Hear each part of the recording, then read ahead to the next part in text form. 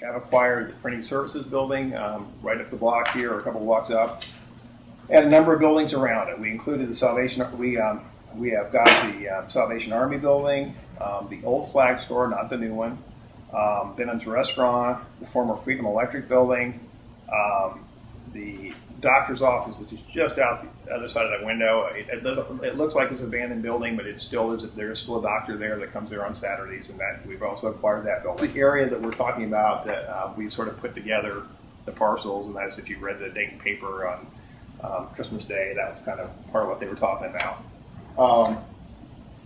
We are planning to construct about an 80,000 square foot building. Basically, at this point, we're thinking two floors in the basement, so a footprint of around 27,000 square feet with a lower level that's also finished. It will house, as I said earlier, our Human Services Center, which is mainly programmed through Raccoons Road right now. These are services for people who are blind or visually impaired, services for people who are deaf or hard of hearing, vocational evaluation services. What do you think about the meeting here? I think it would be good. I think we need to get rid of all these empty buildings, and what better than to have somebody that does something more than just put up buildings.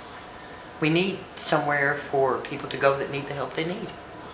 And Goodwill's one of the better. I know. I donated to them, so I understand how it is. You think this will be a good steward? With jobs the way they are, people need somewhere to go where they don't have to spend an arm and a leg to get what they need. The demolition type things and the environmental cleanup will happen in 2012. The actual building of the building is probably 2013, 2014, something like that. Probably a year or two out on that, or a couple of years out on that.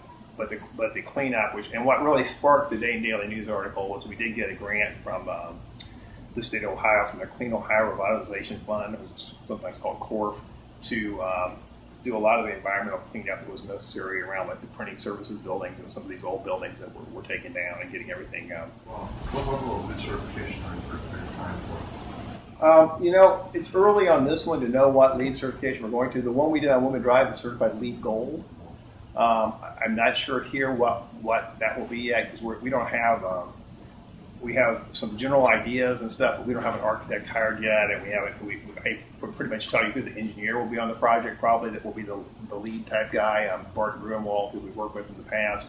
But I don't know yet. We haven't gone through the exercise of getting the points together. And what, this 27,000 square feet footprint, that's just for only 27,000 square feet. And you're really not going to have a site plan. I think you've already any kind of schematics for site plan. I don't have a site plan to share with you. I will almost certainly be back to see you guys again at some point with an actual site plan and a rendering of the building. We're just kind of early in the process. In some ways, as you go through that CORF grant process, once you get the CORF grant, it's very much public information. It gets announced to the world. This is probably a little bit earlier than we would have announced it to the world if we'd just been on our own, because it's logical. You're saying, well, do you have a picture of the building? Can you tell us where the building's going to go? Those are very logical questions. The answer is not yet, but I am generally envisioning that probably what will happen is we'll end up fairly in the middle of the block so that we can look like we front on both Warren and Main Street, but it's still very early in the project, and I can't give you a real specific answer on it. You have some sort of irregular parcels in here as well. And I know you've been to some of our other meetings and heard us talk about our interest in doing infill accessible housing. Is that something that you Goodwill going to participate in any way? You mean building back on lots that we own, building housing on it? Is that the question? It's not something that we've planned at this point. At this point, I wasn't envisioning us doing that, but I can't say we completely rule it out. It's just not something we've really thought about. At this point, we're trying to make sure that we have what we need, not only for today, but also that realizing that I've been very fortunate to be with our organization for the 20 years coming up here in April. And when I started, we were like an organization that had around. Seems like a good collaborative opportunity. Yeah, and we are huge on collaboration.